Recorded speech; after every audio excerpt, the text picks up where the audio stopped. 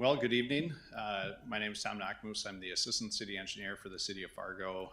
Here tonight to talk about a project we are doing this year. We titled it BR-21-C1. It's on 21st Street South from Gold Drive to 15th Street in the City of Fargo. Just a brief agenda. We'll do a quick staff introduction, do a project overview, talking about the location, description, timing, duration of the project, some additional details about the project, and then cost and funding. A little bit of an overview over special assessments, and then there will be a time for questions. So with us tonight, we have Aaron Edgar. He's the project manager for this project. We also have Doug Durgan. He's the special assessment manager. And then myself, again, Tom Knockmoose. So this is the location. As you can see, we're just west of University Drive, just south of the interstate, on 21st Avenue South from Gold Drive on the west and through 15th Street on the east. So here's just an overview of what we're doing. Ultimately, it's a full roadway reconstruction, including water main, water services. We'll be doing some sanitary sewer spot repairs on the main, and then also be doing service replacement for the sanitary sewer. We'll be doing new storm sewer, both the main line, inlets, and leads. Be doing driveway approaches, quite a bit of sidewalk replacement between 17th and 15th, and then additional new sidewalk, 4.5 foot wide from Gold Drive to 17th Street, and then a new 8-foot shared use path on the north side of 21st Avenue from Gold Drive to 16th Street, and then also new street lights along this area. So when is it being bid? Project is being bid January 20th, so just in a couple of weeks. The start date, we don't know for sure, but likely, I would say in May of this year. We'll know that once we have a contractor selected for the project. Anticipate completion of the project in October of this year. And there are multiple phases on the project, and they will run concurrently in order to finish the project in time. So talking about phases, these are the 4 different phases, and you can kind of see here the different phases and then the durations that are allowed for that.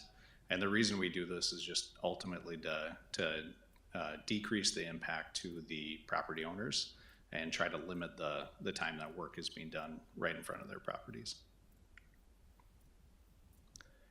So just some additional details about the project. So the contractor must maintain access for garbage and recycling at all times, or they must pick up that garbage and recycling. We will have to install temporary water pipes along the project to maintain water service. We do have a process in which driveways may be widened if it does comply with our city ordinance, and we do have forms available for that.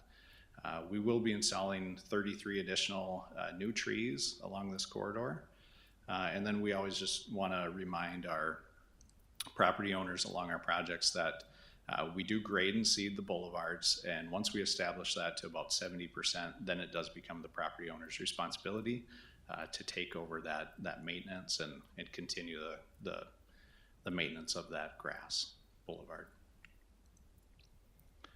We always just like to kind of point out what a temporary water service looks like. So you'll see something like this along the project, typically a yellow pipe like that, usually around a 2-inch pipe running along the sidewalk.